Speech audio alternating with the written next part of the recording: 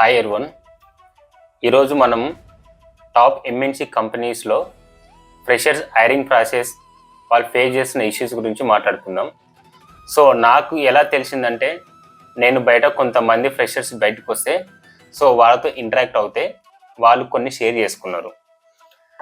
So ఏంటంటే, first main issue వచ్చేసి morning 10 AM వెళ్తే ఈవినింగ్ 6 PM అవుతుందంట బయటికి రావడానికి.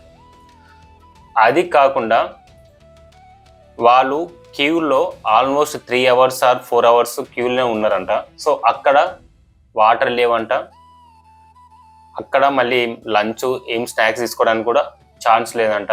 ఎందుకంటే ఆ క్యూలో ఎక్కడ మళ్ళీ హెచ్ఆర్స్ కాల్ చేస్తారో వాళ్ళ నేమ్స్ అని చెప్పేసి అక్కడే ఉండిపోతున్నారు. సో వాళ్ళు చాలా స్ట్రగుల్ అవుతున్నారు.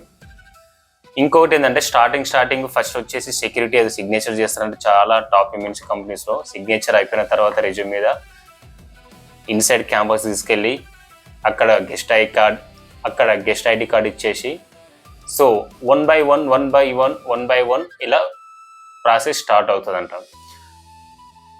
అక్కడ ఫెసిలిటీస్ లేకుంటే చాలా ఇబ్బంది కదా. So at least water facilities, lunch టైంలో అట్లీస్ట్ ఒక 1 hour బ్రేక్ ఇచ్చేసి and with in 2 to 3 hours complete చేస్తే వాళ్ళు ఇంకో వేరే ఎక్కడైనా ఇంటర్వ్యూ అటెండ్ అవ్వాలనుకుంటే అక్కడ కూడా అటెండ్ అవుతారు కదా. It's very difficult to handle them.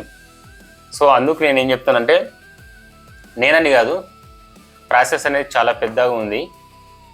వాళ్ళు బయటికి రావడం ఏంటంటే, కొందరు ఎలా షేర్ చేసుకున్నారంటే, అక్కడ ప్యానల్స్లో అన్రిలేటెడ్ క్వశ్చన్స్ అడిగారంట.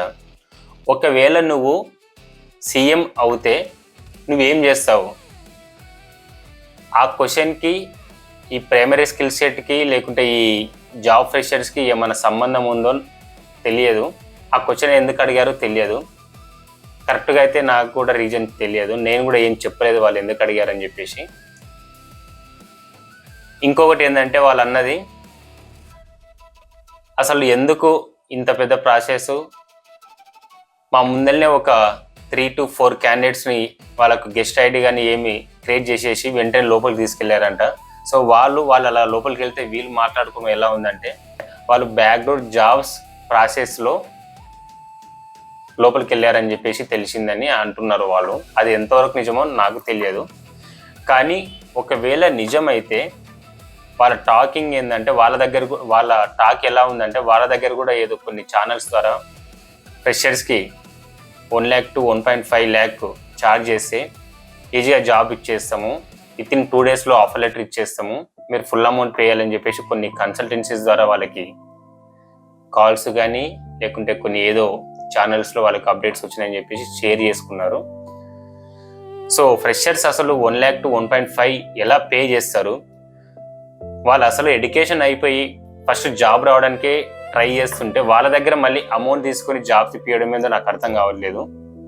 సో ఇలాంటి ఒకవేళ ఏమన్నా ఉంటే స్టూడెంట్స్కి చెప్తున్నా, అన్ఎంప్లాయ్మెంట్కి చెప్తున్నా, అసలు అలాంటి కన్సల్టెన్సీని ఎంకరేజ్ చేయకండి. ఎంకరేజ్ చేస్తే వాళ్ళ బిజినెస్ వాళ్ళకి బాగానే ఉంటుంది, కానీ ఇక్కడ లాస్ అయ్యేది ఎవరంటే మీరే. మీరు ఎంతసేపు ఉన్నా కానీ ఒక 6 months కానీ 1 year అని లేట్ అయినా సరే కానీ మీరు గట్టిగా ప్రిపేర్ అవ్వండి, జాబ్ కొట్టండి. సో అప్పుడు మీకు మీ మీద ఇంకా కాన్ఫిడెంట్ పెరుగుతుంది. మీరు ఒకవేళ ఇలాంటి ఎక్స్పీరియన్స్ ఏమన్నా చూస్తే కామెంట్ బాక్స్లో కామెంట్ చేయండి, మీ ఎక్స్పీరియన్స్ షేర్ చేసుకోండి. కావాలంటే మనం ఇంకొక వీడియో తీద్దాం. ఫైనల్గా చెప్పేది ఏంటంటే, మీరైతే థర్డ్ పార్టీ ఎన్ని కన్సల్టెన్సీస్ అయితే ఎంకరేజ్ చేయకండి. ఒక 1 year పాటు లేకుంటే 2 years మీరు ఇట్లా ప్రతి ఒక్క క్యాండిడేట్ జెన్యున్గా ట్రై చేస్తే వాళ్ళకి బిజినెస్ ఉండదు. వాళ్ళు ఆటోమేటిక్గా ఇలాంటి ప్రాసెస్ని ఎంకరేజ్ చేసి స్టాప్ చేస్తారు వాళ్ళే. సో అందుకోసం ఇక్కడ మెయిన్ ప్రాబ్లం ఏంటంటే మీదే. మీరు అలాంటి దాన్ని ఎంకరేజ్ చేయకండి. ఫ్రెషర్స్కి 1 lakh to 1.5 అంటే చాలా బిగ్ అమౌంట్. సో అందుకోసమే చెప్తున్నా, ఎంకరేజ్ చేయకండి, ప్రిపేర్ అవ్వండి, గట్టిగా జాబ్ కొట్టండి. అది ప్రైమరీ స్కిల్ సెట్ కానీ, టెక్నికల్ కానీ, నాన్ టెక్నికల్ కానీ, నాన్ వాయిస్ కానీ, ఎలాంటి ప్రాసెస్ అయినా కానీ, ఎక్కడ కానీ మీరు ₹1 పే చేసిందంటే మీరు ఫెయిల్ అయినట్టే, మీరు ఓడిపోయినట్టే. మీరు బీటెక్లు, ఎంటెక్లు, డిగ్రీలు అన్ని పట్టాలు చేసి అన్ని పట్టాలు పొంది ఇప్పుడు మీ కాళ్ళ మీద మీరు నిలబడడానికి వస్తున్నారు కాబట్టి అక్కడ ఆల్రెడీ పే చేసి ఉంటారు అమౌంట్, మళ్ళీ ఇక్కడ పే చేసి జాబ్ కొట్టకండి. అందుకోసమే మీ కాళ్ళ మీద మీరు నిలబడండి. థర్డ్ పార్టీ కన్సల్టెన్సీస్ని ఎంకరేజ్ చేయకండి. Get job your own. Thank you so much.